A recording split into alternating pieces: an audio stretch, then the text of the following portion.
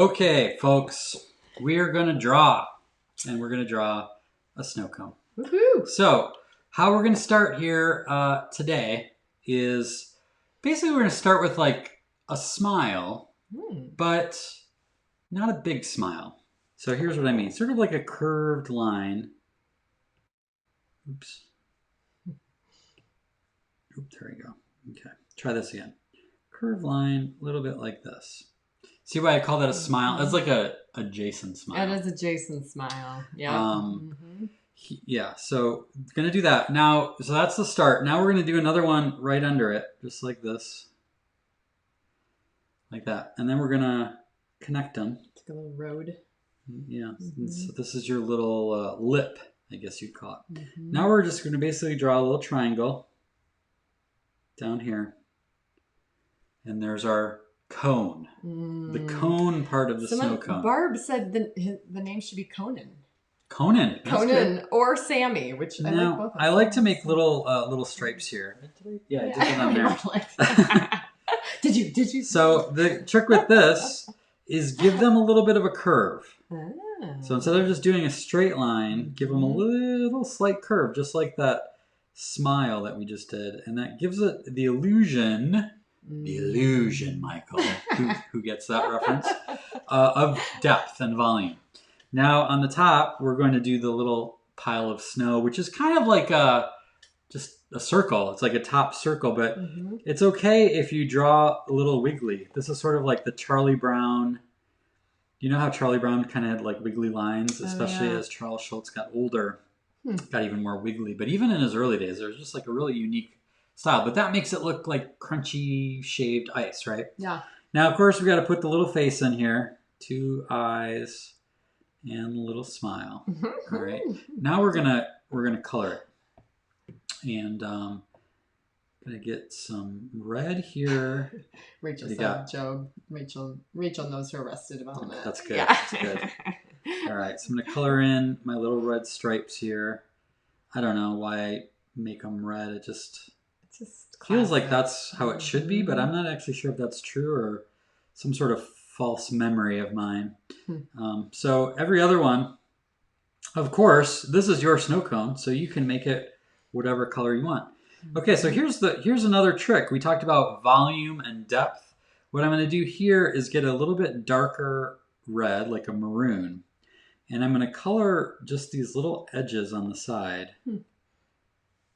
just to give it a little shadow. Make it look a little bit more three-dimensional. Now, we're going to do the... Should we do the rainbow like that? Yes. I think we need to do the rainbow like that, right? So I'm going to get a little blue. And I'm going to make this a little bit bigger. Oh, that's such a classic blue. It's a good blue raspberry, right? I love blue raspberry. Oh, here's the thing I forgot. So what I'm going to do is I'm going to just leave a little edge around the top edge, just like that. And what that is going to do is make it look like it's shiny, like wet, the ice. Interesting. All right, now I got to get some good yellow. Now, this may look different based on what kind of materials you're using. Again, I'm not going to go all the way up to that edge. I'm going to give it a little bit of a lip at the very top. And then we're going to go to our pinkish red. And same thing, kind of give it like a little backlighting there. Just to give it a little bit of highlight. So cute. Now, based on what kind of media you have, you may or may not be able to do this, but I can do this here. I'm going to do a little green in between, just to give it a look like it's blending together. Can you remind everybody of this program in case they want to check it out? Yeah, so this is in the... This is called Procreate, and it's on the iPad. It's iPad only. It might be like Androids, but it's not on desktops. Okay. And then I'm going to do a little orange on this side. Because what happens when you mix... That's wimpy orange. What happens when you mix red and yellow, Kim? Orange. That's right. And what happens when you mix yellow and blue? Yellow, blue, green. Very good.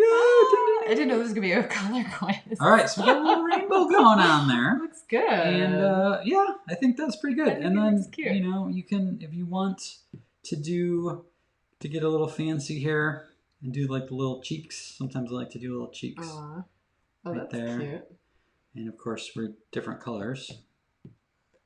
Come on. A little red. A little red right there. Aww. All right. So That there is adorable. your little adorable. Oh, you know what else you could do? We got some good names here too. Oh, we got some names? What do you got? Steven, I think that might be a VeggieTale reference. Usta? Do you remember that? Oofta. Well, Oofta. That's a Norwegian. Oh, yeah, that's right. But, yeah, and then some of them went up, so I can't see them. Oh, Barb. No, that one's gone. But anyway, there were some good names coming through. And I see a lot of cool people jumping on here midway through. Your cousin Jennifer, Gina Goodbread. Michelle says, I think Jason is the Maverick. The sweet little Snowcone should be a sidekick Iceman. Iceman. Like anytime you get a Top Gun reference, right? Right. It's classic.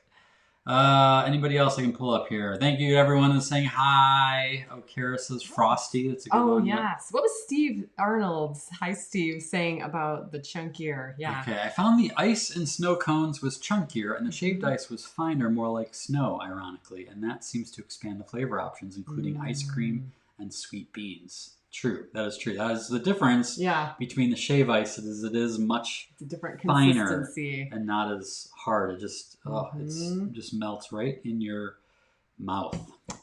And Lori Guest. Hi, Lori. Good to see you. Hey, Lori. How's it going? Aww.